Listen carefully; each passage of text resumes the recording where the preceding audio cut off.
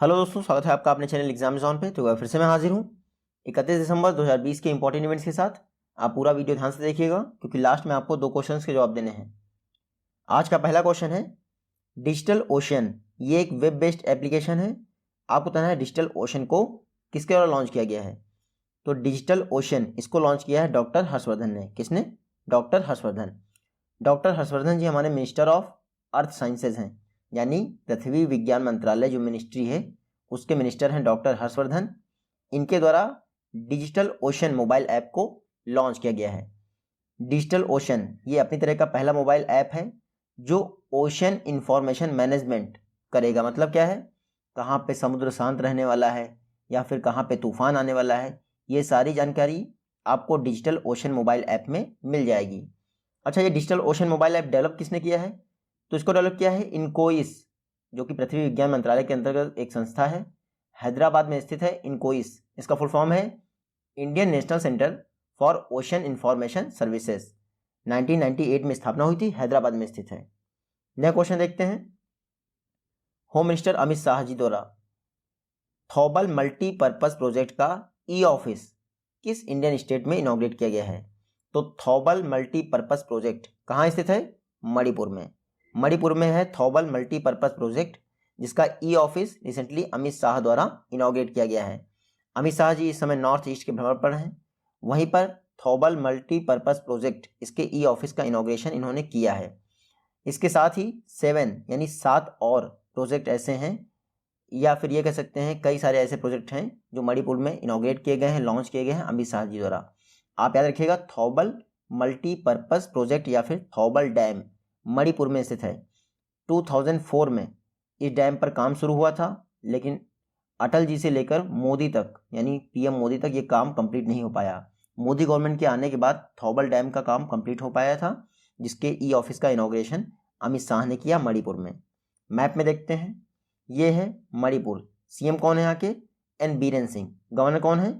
नजमा हेपतुल्ला। और आप देखिएगा, वर्ल्ड का एकमात्र फ्लोटिंग नेशनल पार्क जिसका नाम है केबुल लामझाओ नेशनल पार्क, वो मणिपुर में है। कहाँ पर लोकेटेड है? लोकटक लेक। नेक्स्ट क्वेश्चन है, जनता दल यूनाइटेड पार्टी के नेशनल प्रेसिडेंट यानी राष्ट्रीय अध्यक्ष कौन अपॉइंट हुए हैं या फिर कौन बने हैं? तो जेडीयू नीतीश कुमार जी की पार्टी है, इसके नए राष्ट्रीय अध्यक्ष बने हैं आरसीपी सिंह। कौन बने हैं? आरसीपी सिंह। ये देखिए, ये हैं आरसीपी सिंह। ये जदयू जिसको जेडीयू कहा जाता है उसके राष्ट्रीय अध्यक्ष बने हैं। अभी तक नीतीश कुमार जी थे राष्ट्रीय अध्यक्ष जेडीयू पार्टी के, अब आरसीपी सिंह बन गए हैं। आप देखिएगा, नीतीश कुमार जी बिहार के रिसेंटली चीफ मिनिस्टर बने हैं। और बिहार की बात आई है तो आप देखिएगा, वाल्मीकि टाइगर रिजर्व बिहार का एकमात्र टाइगर रिजर्व है। नेक्स्ट क्वेश्चन देखते हैं, NCMC national common mobility card, ये एक ऑटोमेटिक फेयर कलेक्शन सिस्टम है। किसके द्वारा लॉन्च किया गया है? तो रिसेंटली दिल्ली मेट्रो ने, किसने? दिल्ली मेट्रो ने एनसीएमसी कार्ड्स को लॉन्च कर दिया है। देखिए 2019 में इन कार्ड्स का मतलब कि ट्रायल हुआ था, अब ये सक्सेसफुल रहे हैं एनसीएमसी कार्ड, तो इनको दिल्ली मेट्रो ने लॉन्च कर दिया है। एनसीएमसी कार्ड का मेन पर्पज़ ये है, ऑल ओवर इंडिया में जितनी भी मेट्रो ट्रेन हैं या फिर बसेज हैं, बीआरटीएस जिनको आप जानते हैं, उन सब में एक ही कार्ड के द्वारा ट्रेवल किया सके। तो नेशनल कॉमन मोबिलिटी कार्ड ये दिल्ली मेट्रो की जो एयरफोर्स लाइन है उस पर लॉन्च किया गया है। पहला ट्रायल वहीं पर किया गया है। इसको national payment corporation of India ने डेवलप किया है। कुछ समय पहले ही पीएम मोदी ने इंडिया की फर्स्ट ड्राइवरलेस ट्रेन भी रन की थी। कहाँ पर? दिल्ली मेट्रो की मजेंडा लाइन पर। अब इन्होंने national common mobility card facility को भी लॉन्च कर दिया है। तो पीएम मोदी ने ही दोनों चीज़ें लॉन्च की हैं। नेक्स्ट क्वेश्चन है, Anshu Malik first Indian wrestler हैं जिन्होंने इंडिविजुअल रेसलिंग वर्ल्ड कप में कोई मेडल जीता है। देखिए अंशु मलिक, इन्होंने recently individual wrestling world cup में सिल्वर मेडल जीता है। क्या जीता है? Silver medal. जो इंडिविजुअल रेसलिंग वर्ल्ड कप है ये बेलग्रेड, सर्बिया की कैपिटल बेलग्रेड में हो रहा है इंडिविजुअल रेसलिंग वर्ल्ड कप। यहाँ पर अंशु मलिक ने सिल्वर मेडल जीता है। क्वेश्चन पूछ रहा है कि अंशु मलिक कहाँ से बिलोंग करती हैं? तो ये बिलोंग करती हैं एमपी से। कहाँ से? मध्य प्रदेश से बिलोंग करती हैं अंशु मलिक। इन्होंने बेलग्रेड यानी सर्बिया में होने वाले इंडिविजुअल रेसलिंग वर्ल्ड कप में सिल्वर मेडल जीता है और ऐसा करने वाली ये पहली इंडियन बन गई हैं। ये हैं अंशु मलिक, 19 वर्ष की हैं अंशु मलिक जी। 57 kg कुश्ती की जो कैटेगरी थी उसमें इन्होंने सिल्वर मेडल जीता है इंडिविजुअल रेसलिंग वर्ल्ड कप, जो कि बेलग्रेड सर्बिया में ऑर्गेनाइज किया गया है। नेक्स्ट क्वेश्चन है, कौन इंडिया का पहला बैंक बन गया है जिसने फास्टैग को रिलीज करने के लिए गूगल पे के साथ पार्टनरशिप की है? तो फास्टैग को जारी करने के लिए रिसेंटली आईसीआईसीआई बैंक ने, किसने? आईसीआईसीआई बैंक ने गूगल पे के साथ पार्टनरशिप की है। अभी तक जितने भी पेमेंट ऐप हैं उनके द्वारा ही फास्टैग को जारी किया जाता था, रिचार्ज किया था, सब कुछ किया जाता था। लेकिन आईसीआईसीआई बैंक इंडिया की पहली बैंक बन गई है जिसने गूगल पे के साथ पार्टनरशिप की है फास्टैग को जारी करने के लिए।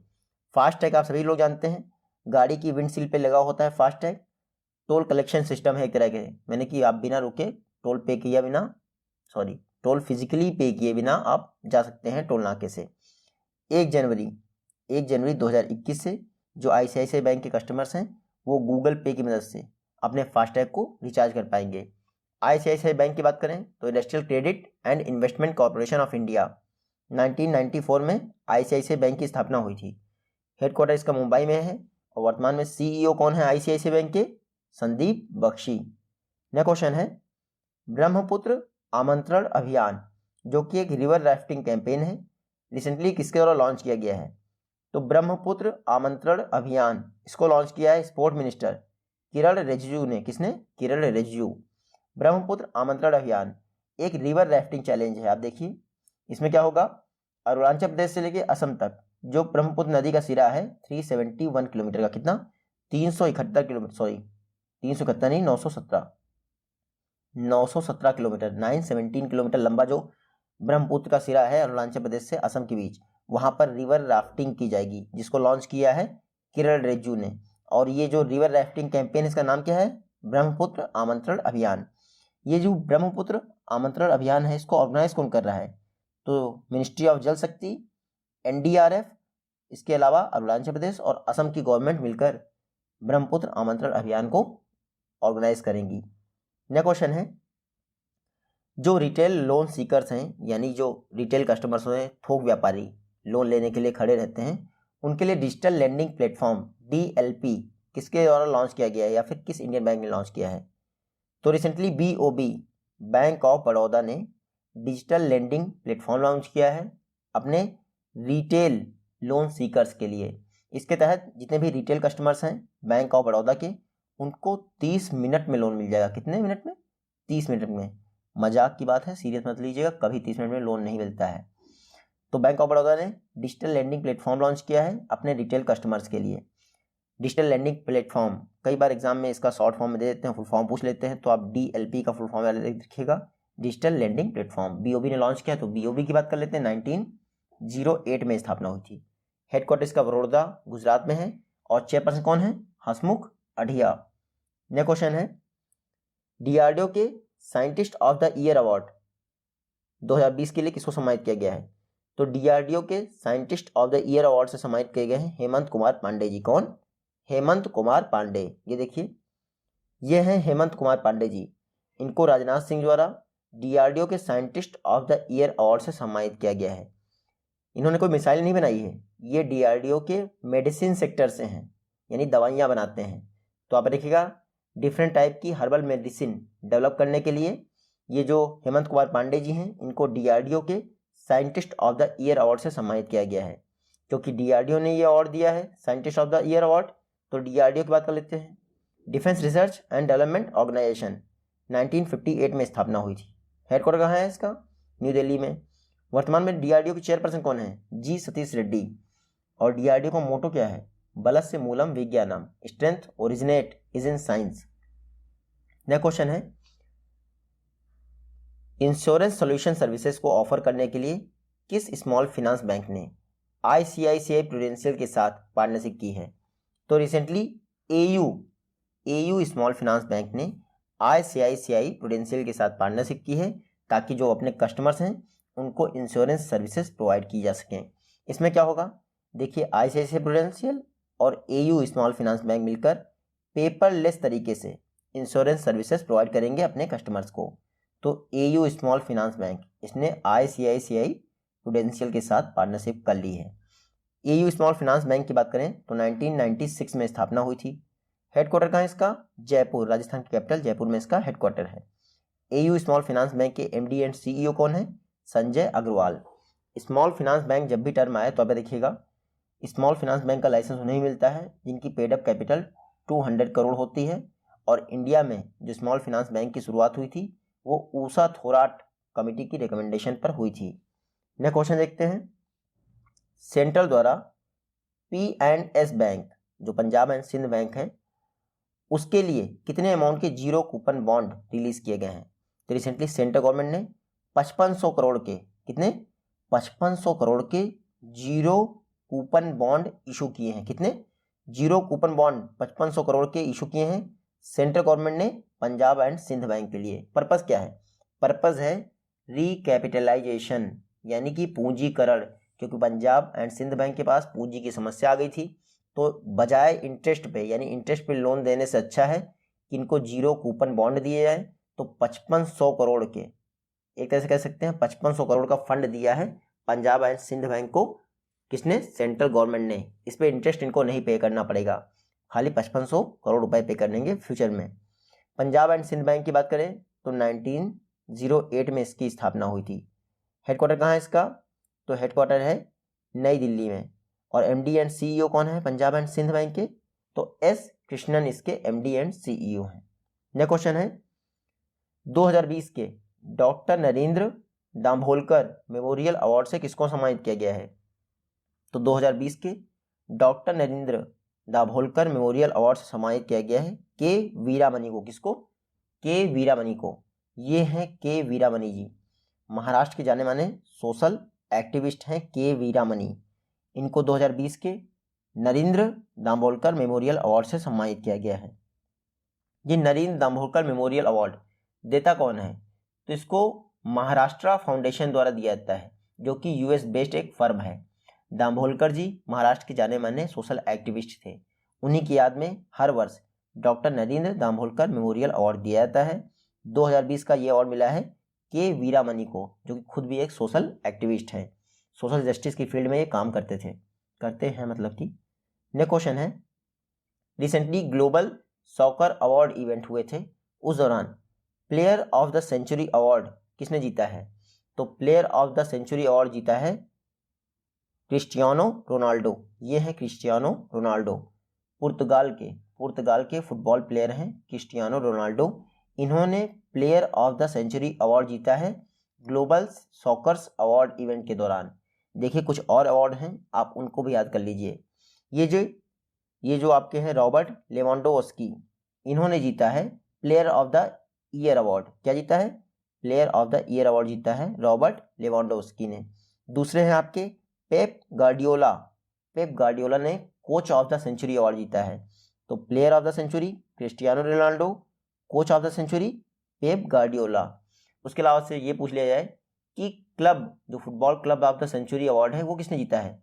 तो स्पेन के रियल मैड्रिड ने football club of the century का अवार्ड जीता है, स्पेन के रियल मैड्रिड फुटबॉल क्लब ने। ये ग्लोबल सॉकर अवार्ड इवेंट हर वर्ष दिए जाते हैं, उन्हीं में ये सारा कुछ दिया जाता है। कुछ समय पहले ही रोनाल्डो ने ये क्या था आपका गोल्डन फुट अवार्ड, वो भी जीता था। नेक्स्ट क्वेश्चन है, दिसंबर 2020 तक सुकन्या समृद्धि योजना के तहत कितने अकाउंट खोले जा चुके हैं?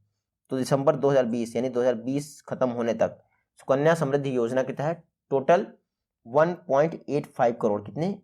1.85 करोड़, लगभग 2 करोड़ अकाउंट खोले जा चुके हैं सुकन्या समृद्धि योजना के तहत, जिनमें 58,222 करोड़ का डिपॉजिट भी हो चुका है। सुकन्या समृद्धि योजना आप सभी को पता है 14 वर्ष तक इसमें बैंक में रुपए जमा करने होते हैं, और फिर जब बेटी की उम्र 21 वर्ष हो जाती है तो उसके लिए पैसे निकाले जा सकते हैं। हालांकि बीच में जब 15 वर्ष हो जाए तो उसकी एजुकेशन के लिए भी पैसे निकाले जा सकते हैं। तो 14 वर्ष का डिपॉजिट टर्म रहता है इसका, सुकन्या समृद्धि योजना का था। पीएम मोदी ने 2015 में लॉन्च किया था सुकन्या समृद्धि योजना को। कहाँ से? पानीपत हरियाणा से लॉन्च किया था, आप याद रखिएगा। 14 साल तक का इन्वेस्टमेंट किया जाना होता है और 21 साल कंप्लीट होने पर मैच्योरिटी मिलती है। नेक्स्ट क्वेश्चन है, AAAN यानी आन एक्शन एजेंडा फॉर एन आत्मनिर्भर भारत, ये रिपोर्ट रिसेंटली किसके द्वारा रिलीज की गई है? तो एक्शन एजेंडा फॉर एन आत्मनिर्भर भारत, इसको डॉक्टर हर्षवर्धन ने रिलीज किया। इसने डॉक्टर हर्षवर्धन। तो doctor Harshvardhan minister of earth sciences हैं, minister of health and family welfare हैं, उसके अलावा ministry of science and technology के भी मिनिस्टर हैं डॉक्टर हर्षवर्धन, जिनके द्वारा एक्शन एजेंडा फॉर एन आत्मनिर्भर भारत रिपोर्ट पब्लिश की गई है। ये जो रिपोर्ट है AAAN, इसमें पोस्ट कोविड-19 इंडिया का साइंस एंड टेक्नोलॉजी सेक्टर कैसा होना चाहिए, इसके विषय में बताया गया है। ये AAAN, इस रिपोर्ट को प्रिपेयर किसने किया है? तो टाइफैक, जो department of science and technology के तहत कार्य करता है, टाइफैक, उसने ये रिपोर्ट बनाई है। टाइफैक का फुल फॉर्म क्या है? Technology information forecasting and assessment council. ये डिपार्टमेंट है ऑफ साइंस एंड टेक्नोलॉजी के तहत कार्य करती है। इसके द्वारा AAAN रिपोर्ट बनाई गई थी, इसको रिलीज किया है डॉक्टर हर्षवर्धन ने। तो ये जरूर याद रखिएगा। नेक्स्ट क्वेश्चन है, हुसैन सागर उस समय में यहाँ पर मार्केट और साइकिलिंग ट्रैक को बनाया जाएगा। आपको पता है हुसैन सागर लेक, ये लेक है सॉरी, हुसैन सागर लेक किस सिटी में स्थित है? तो मैं हैदराबाद गया हूँ और बहुत अच्छी लेक है हैदराबाद में, हुसैन सागर लेक। गवर्नमेंट ने डिसाइड किया है यहाँ पर एक साइकिलिंग ट्रैक और मार्केट बनाई जाएगी हुसैन सागर लेक में, हैदराबाद में स्थित है। यहाँ पे देखिएगा नाइट बाजार लगेगा और 7 किलोमीटर्स का एक साइकिलिंग ट्रैक बनेगा हुसैन सागर लेक। हैदराबाद में कुछ समय पहले ही TS वेदर ऐप लॉन्च किया था और उसके अलावा अमेजॉन का सबसे बड़ा ऑफिस बन रहा है हैदराबाद में, ये भी आपको पता होना चाहिए। नेक्स्ट क्वेश्चन है, किस कंट्री ने अनाउंस किया है कि 2023 तक वो वुडन सैटेलाइट लॉन्च करेगी, यानी लकड़ी का उपग्रह? तो रिसेंटली जापान ने अनाउंस किया है कि 2023 तक वो एक वुडन लकड़ी का सैटेलाइट लॉन्च करेगी। जापान बेस्ड एक फर्म है यानी कंपनी है, उसने क्योटो यूनिवर्सिटी के साथ समझौता किया है इस वुडन सैटेलाइट को डेवलप करने के लिए। तो 2023 में जाक्सा, जो कि जापान की स्पेस एजेंसी है, उसके द्वारा ये वुडन सैटेलाइट लॉन्च किया जाएगा। जापान की बात करें तो ये है मैप में जापान। कैपिटल आपको पता है टोक्यो, करेंसी क्या है? येन है। जापान के समय प्राइम मिनिस्टर कौन है? तो योशीहिदे सुगा यहाँ के प्राइम मिनिस्टर हैं। और इस समय मैं आपको बता दूं, जो जापान की पार्लियामेंट है, इस समय नहीं, मतलब जापान की पार्लियामेंट को डाइट कहते हैं और ड्यूमा कहते हैं लोअर हाउस ऑफ रशिया को। जापान ने अनाउंस किया है कि 2030 तक जितने भी पेट्रोल व्हीकल हैं उनकी मैन्युफैक्चरिंग को बंद कर देगा। आज का लास्ट क्वेश्चन है, एक जिला एक शिल्प कैंपेन किस स्टेट गवर्नमेंट द्वारा लॉन्च की गई है? तो एक जिला one district one product scheme UP government की स्कीम थी, जिसको सेंट्रल गवर्नमेंट ने अडॉप्ट कर लिया। अब एक जिला एक शिल्प कैंपेन ये लॉन्च की गई है MP गवर्नमेंट द्वारा। किसके द्वारा? MP के चीफ मिनिस्टर शिवराज सिंह चौहान जी ने एक जिला एक शिल्प कैंपेन लॉन्च की है। ये जो एक जिला एक शिल्प कैंपेन है, इसका दूसरा नाम है राग भोपाली कैंपेन। क्या नाम है? राग भोपाली कैंपेन। इसमें क्या होगा?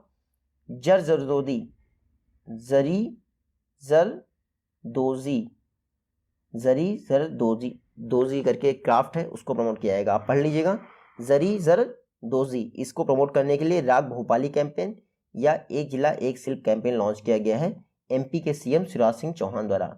ये है मैप में MP ने कुछ अवार्ड्स वापस से शुरू कर दिए हैं, उसका नाम है मानिक चंद अवार्ड। MP गवर्नमेंट ने मानिक चंद अवार्ड वापस शुरू कर दिए हैं। ये जर्नलिज्म के फील्ड में दिए जाते हैं, मानिक चंद अवार्ड। MP के CM मैंने आपको बता दिए शिवराज सिंह चौहान। गवर्नर कौन है? जो UP की गवर्नर है आनंदीबेन पटेल। और आप देखिएगा रिसेंटली बांधवगढ़ जो नेशनल पार्क है MP का, वहाँ पर hot air balloon wild life safari service launch की गई है। आज की वीडियो से इतने ही क्वेश्चन थे, ये आज की वीडियो से क्वेश्चन है। आई होप कि आप इन दोनों का जवाब दे पाएंगे। जल्दी मिलते हैं आपसे नेक्स्ट वीडियो में, तब तक के लिए take care, goodbye and जय हिंद।